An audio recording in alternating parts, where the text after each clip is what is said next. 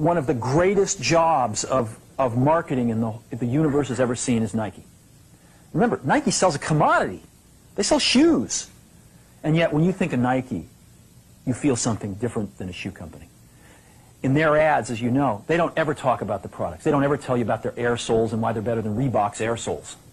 What does Nike do in their advertising? They honor great athletes and they honor great athletics.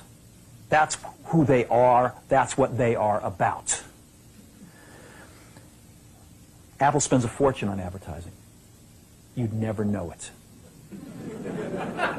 You'd never know it. Mr. Jobs, you're a bright and influential man. Here it comes.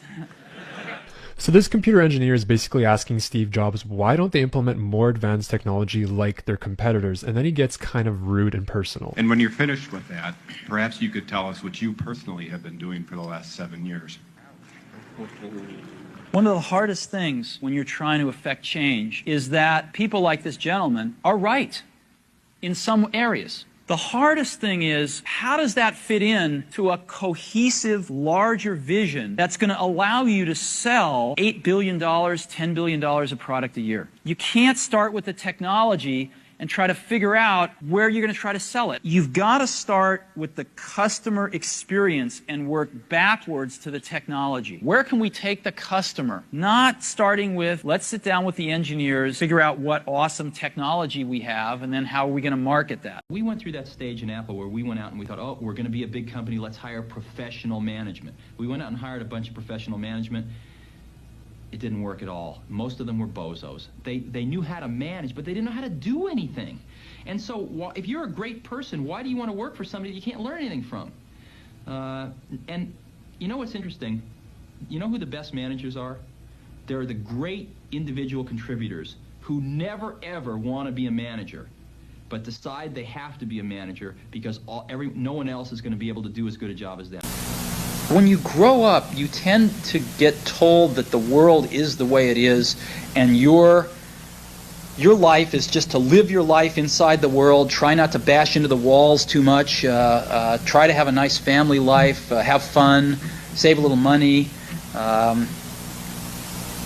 But life, that's a very limited life. Life can be much broader once you discover one simple fact, and that is everything around you that you call life was made up by people that were no smarter than you.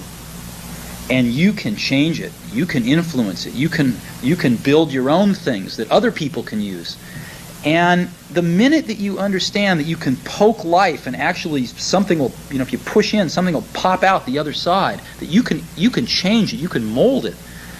That's maybe the most important thing, is to shake off this